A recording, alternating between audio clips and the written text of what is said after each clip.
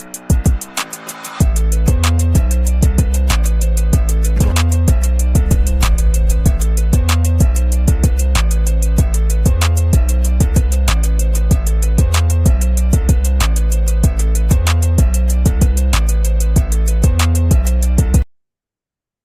and welcome to another exciting episode of the Andre The Beast Crayton Show. Today, once again, I'm excited because I just never know who's going to be on the show, but I tell you like this, you're never going to be disappointed. Today is no exception. I am excited because we have a future star on the horizon. Can you imagine being 21 years old, living in Long Beach, and starring in at least two major films, as well as feature films, as well as short student films? I don't know what none of them mean. Heck, to even just be on camera is exciting to me. But today on the show, all the way from Long Beach, California, we have a young lady who's definitely is making a name for herself in the film industry. I'd like to welcome Lisa Butala on the show. Did I get it right, Lisa? You did. Thank you for having me. I'm excited to be here. Thank you. I have to get that Italian name just right because, when you're Italian, you got to say it just right. So it's always had that sexiness to it. Butala, Lisa Butala. Lisa, tell a little bit about yourself before we get started into this episode. Yeah, absolutely. I have been acting for about 2 years professionally now. I went to college originally in Long Beach to study criminal justice to go into a career in the FBI, which is when I started acting as a hobby and fell in love with it, fell in love with storytelling, and decided to pursue it. I also work as an EMT on my stable job alongside acting. I love helping others. It's a very rewarding job, and I'm grateful to have it. And I have a very energetic yet lovable German Shepherd named Nala. So that's the short summary. How hard? When did acting surface? You're 21 years old. When did this bug manifest itself into your universe? hmm I think it was slow growing. As when I was younger, like many other people, I thought, I would really love to act. I always imagined myself playing these characters, and I always had this very emotional response to seeing films in the theater. Mm. But I never really thought of it as a career option. I thought that was something some people do that have connections and whatnot. I grew up a very small town country gal. And so when I moved to Long Beach for college, I thought, just give it a shot. Why not? Right. And I took some classes and found out I had something, Right. something to build on. And I kept going from there, and slowly but surely, I really fell in love with it. You said a little small town. What was the town that you was from prior to moving to Long Beach? I'm from Napa Valley, but up in the mountains in a small town called Angwin was where I grew up. What were some of the things that you was doing at a young age what were you imitating that just made you decide you wanted to be in this field? Like who were some of the people that you was emulating growing up? hmm I watched a lot of older movies growing up. I spent a lot of time around my parents and grandparents. So it was a lot of older movies, Indiana Jones, Jurassic Park, Mm. Sarah Connor from Terminator. Those were the ones, which is why I got mostly into the action genre. I love those Westerns. Um, yeah, it was a lot of those action heroes that had such a great arc, that I was emulating, and the ones that had a great story to tell. And yeah. Which one had the greatest story for you? At such a young age, I can remember the Sarah Connors. I'm trying to think who else. Maybe uh Laura Craft, I can't think of the name of the movie, Laura Craft. What was some of who were some of the action females that you was actually looking at? Oh man. Laura Dern from Jurassic Park was a big one. Mhm. Um, yeah, when I played Sarah Connor, it wasn't necessarily just one. It was just kind of that the group or that universe of acting, of Mhm. like when I went to go see the theater, any Tom Cruise movie or anything, I would get emotional, be like, this is something I'd love to do someday. I don't know how, Right, but I'd love to do it someday. And I had that feeling inside me, which sounds cheesy, but right. it ended up being true. Yeah, but when you say that it sounded cheesy, I mean, clearly you had a vision. And to Hmm. when you talk to your parents about your and your family about your vision and you wanted to pursue this, but you're going to school for FBI, and I know Hmm. how challenging that is because my son just got accepted into the FBI Academy, and Oh, nice. I know the grades and the work that has to be put in to even go to that level. Hmm. Did they look at you strangely like, or was this just a bombshell that dropped on them? You said, "Hey, I decided to just get rid of everything. I'm not doing the FBI. I'm gonna go straight into films." I think secretly they knew, but the main thing that made them more comfortable is that got my degree. I finished it in 3 years instead of four, so Mhm, I could have more time to pursue acting because bigger stuff was coming up. So I do have my degree, and the FBI is still an option, mhm. but they've been really supportive. And like I said, they're glad I got my degree, so I have that. But yeah, they've been extremely supportive, and I'm so grateful for how much they've done to help support me in this career choice. What has been some of the difficult choices that you had to what are some of the difficult obstacles that you had to overcome that you're having to overcome? Because you've already starred in two major movies, and at that age, I mean, it's almost unbelievable. You know what I mean? That you go from here to there. How difficult was it for you, and what challenges did you have to overcome to even get to the first two major movies? Oh, definitely a lot. The biggest one was rejection. When I started out, I didn't know what I was doing. So I did do a lot of auditions where I didn't get it or I didn't do very well. And it was a very big learning process. And there is that doubt of, can I do this? Should I be doing this? Mhm. And so working hard and in, manifesting that it's going to happen definitely helped with that. But yeah, it was tough at first, and it always will. I'm always learning and improving and working towards these goals and dreams that I have.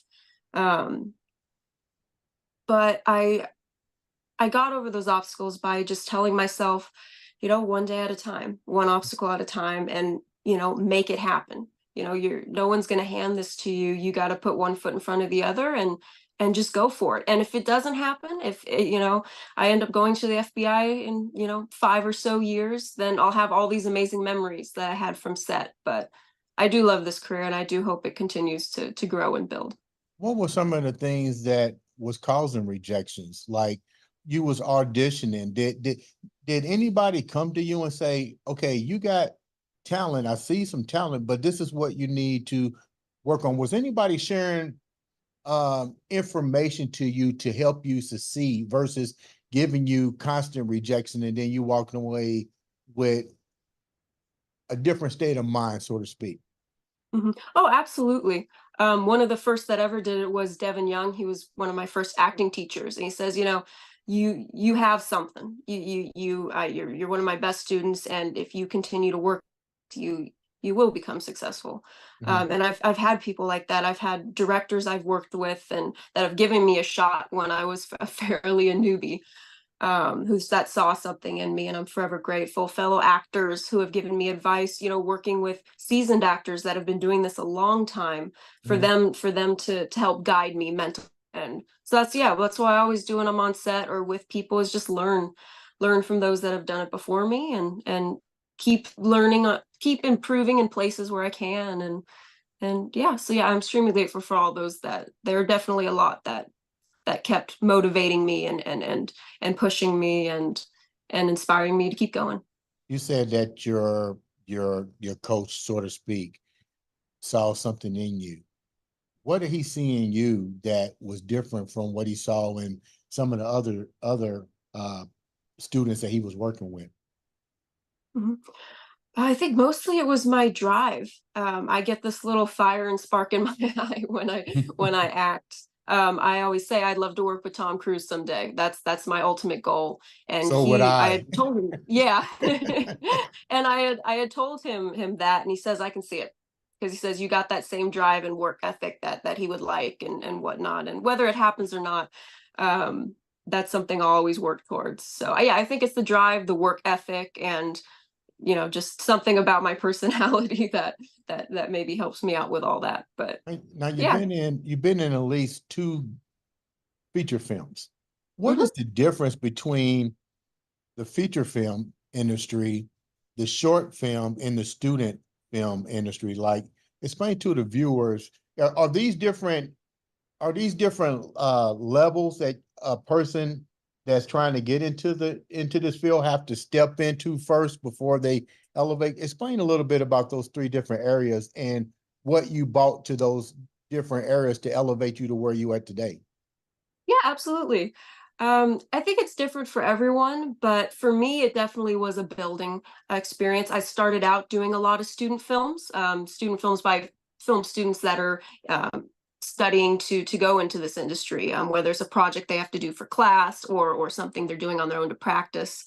Um, so I did start off with a lot of student films, a lot of short films, by amazingly talented people, and those helped me get some acting footage for my reels. They helped me get experience being on set and experience proving as an actor, which ultimately led to me getting those feature films. I also improved in auditioning, which Mhm. got me into those feature films. So yeah, for me, it was a ladder. It's different for everyone, but short films and student films, they're very, it's over a weekend or something. But feature films, you really get to develop that character. You really get to dive deep into the script, which I love. And yeah, there are a lot more work feature films, but it is telling this whole story, as opposed to a short film that might be telling, a shorter story, Mhm. um, that they can just as powerful. So yeah, it was a building block for me of learning and improving, and getting to higher level stuff and acting. But yeah, it's everyone. Some people might start off in a feature because they have the right look and right talent for that character. Right. It really just depends on your right time, right face, right place. So you get into the opportunity of doing the feature films. Who were some of the, let's call it, starstruck individuals that you had a chance to work with, and what was that like for you? Oh man.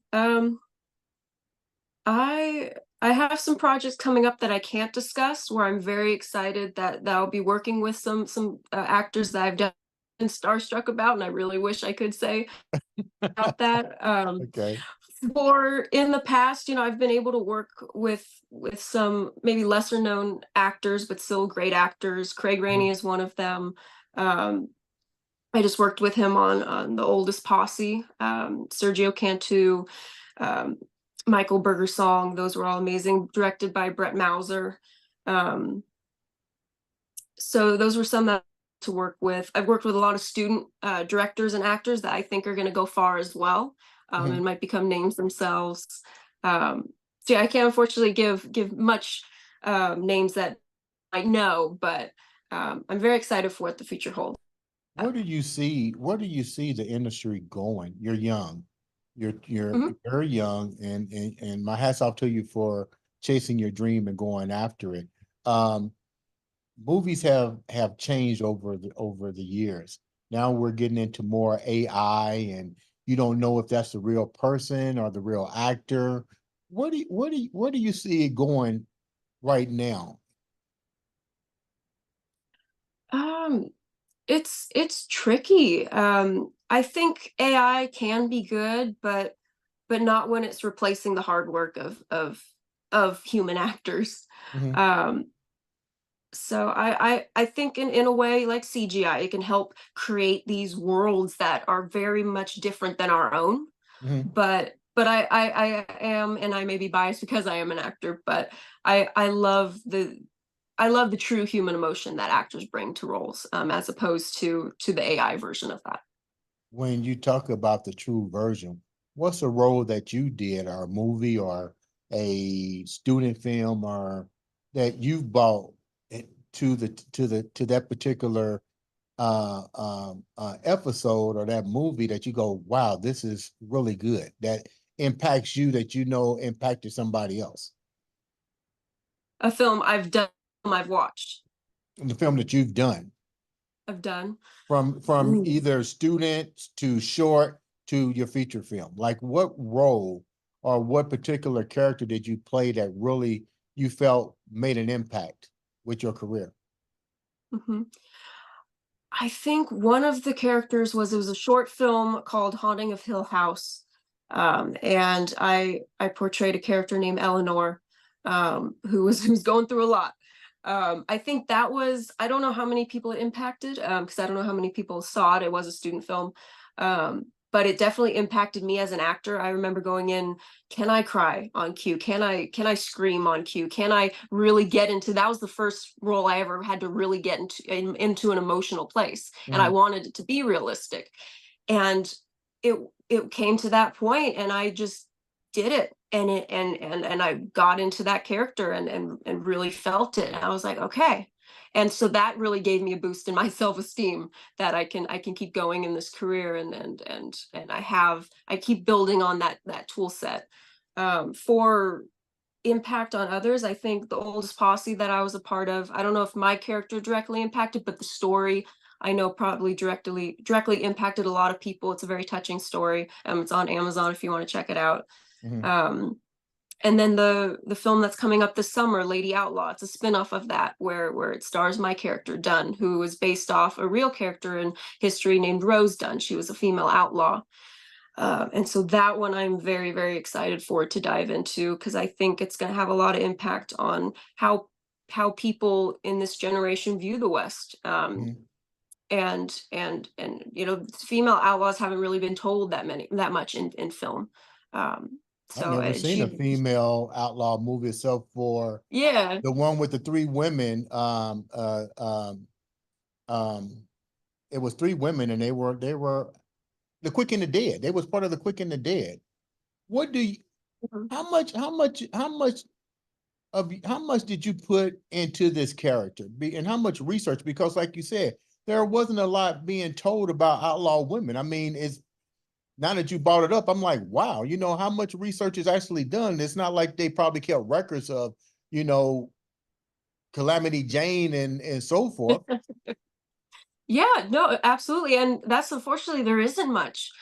She was famous enough. She was in the Ingalls War and fight and stuff like that, where they're not necessarily a war, it was a fight, but there's a little bit known. There's some detail about her, but there are things about her that we don't know whether it happened or not. It's just hearsay. I think that goes for a lot of female outlaws. They weren't very well known. A lot of them, they rode into town to get supplies for the rest of the outlaw gang because they didn't have their faces on posters. Mm. Um, yeah, and so yeah, I'm very excited to tell this story, and it is an opportunity not only to grow as an actor, but to get to work with Brett Mauser, who I've enjoyed working with on Oldest Posse. And yeah, I think What people are really gonna like this story. what's the hardest part of this role for you?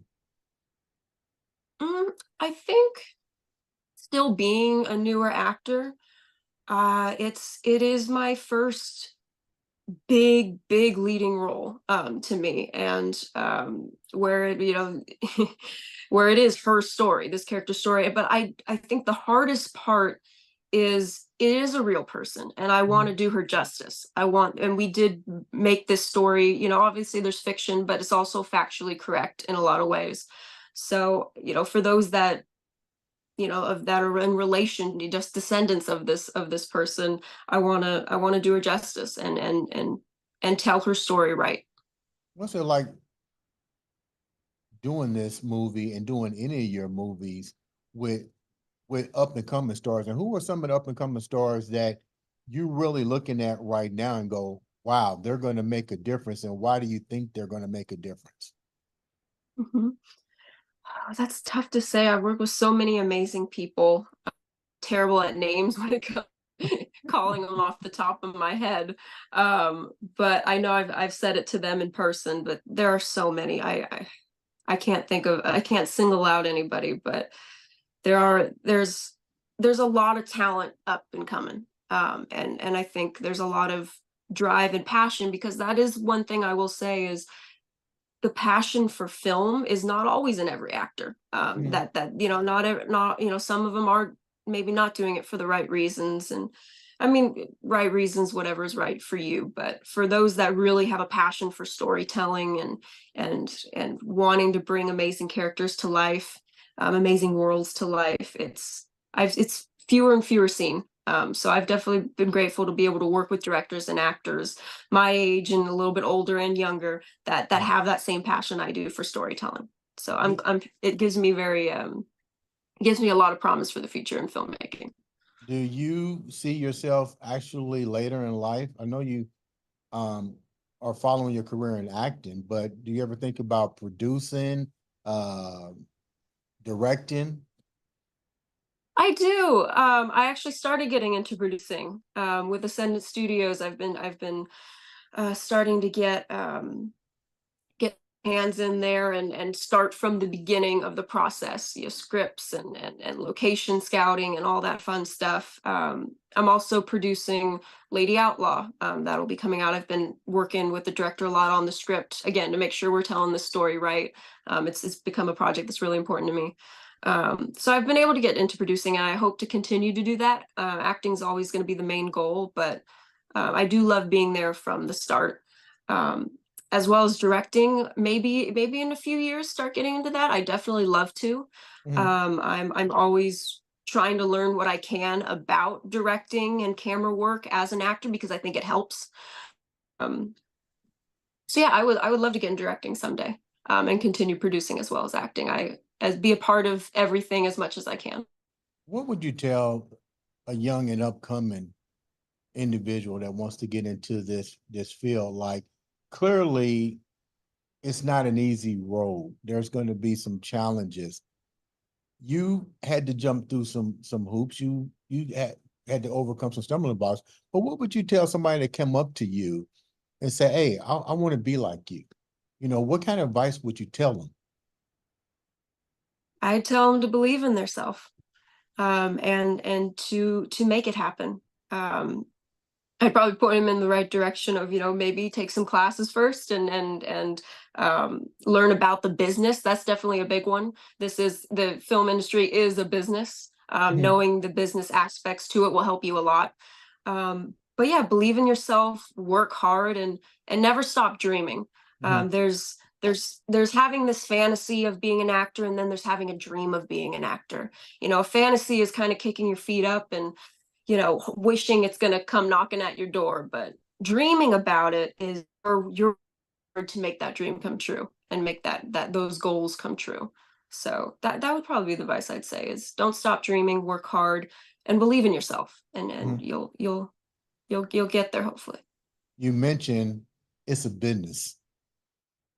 What have you learned on the business aspect of being an actress and making films? What part of the business aspect have you taken away from?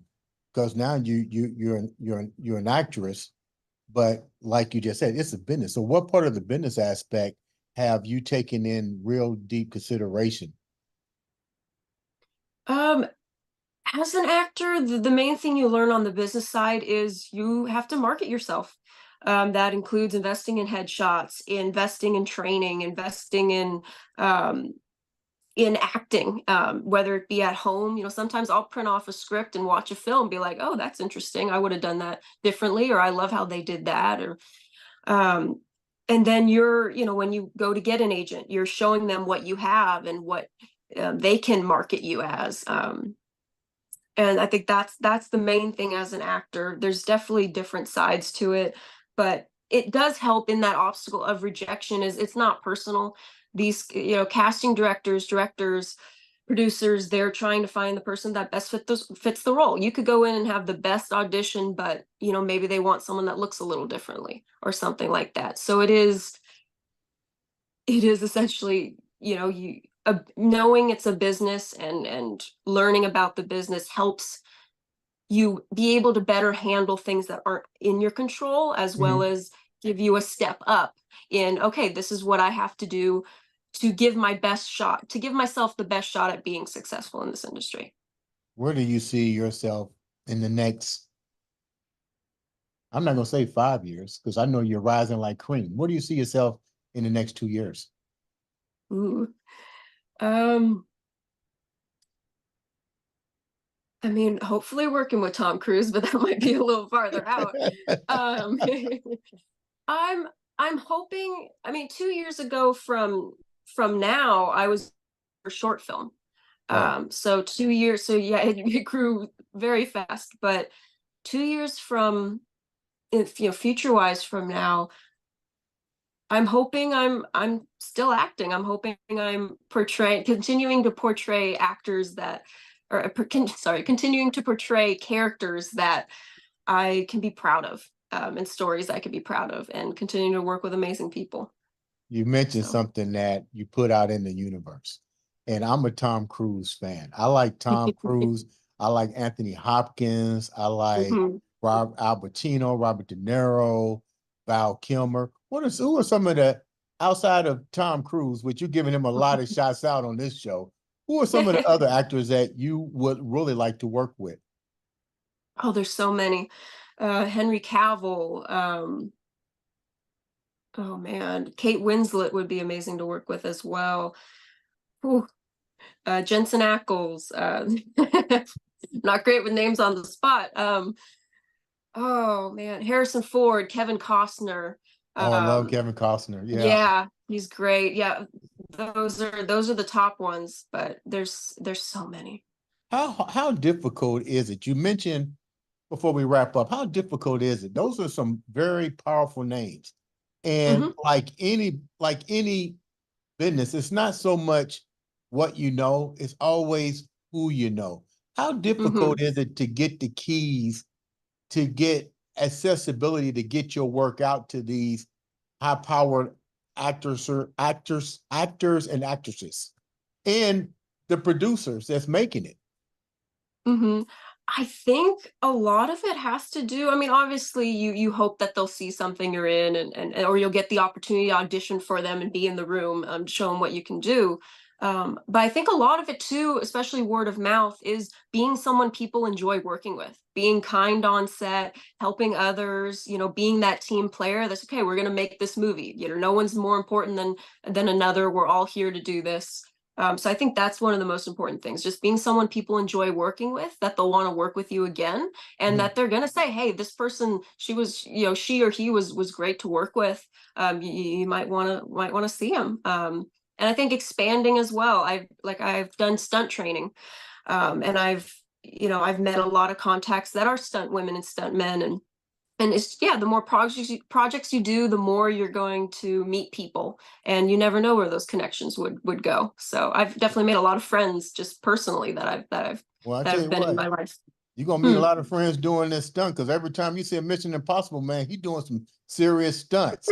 Yeah. You don't see a lot of women doing the stunts with him, but you see him doing some stunts. How important was that for you? What made you decide to put that in your resume?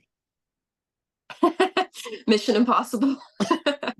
Which one? I One, two, or actually, three?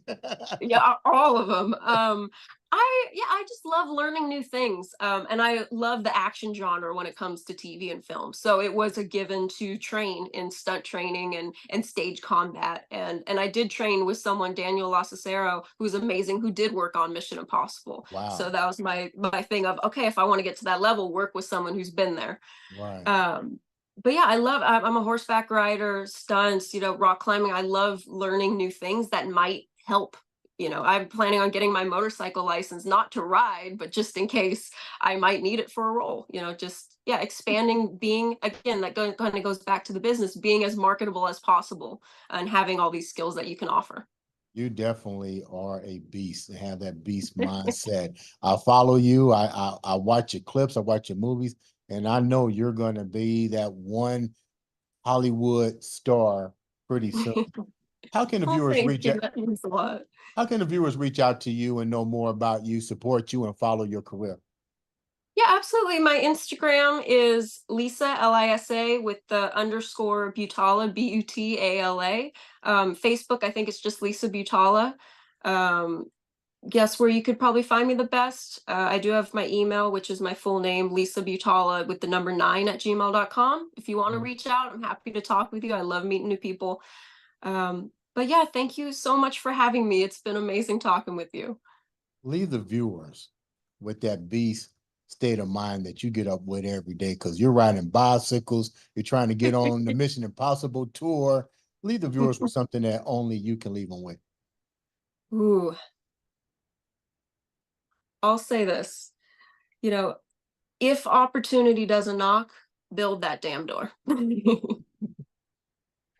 Ladies and gentlemen, this has been another exciting episode of the Andre the Beast Crayton show.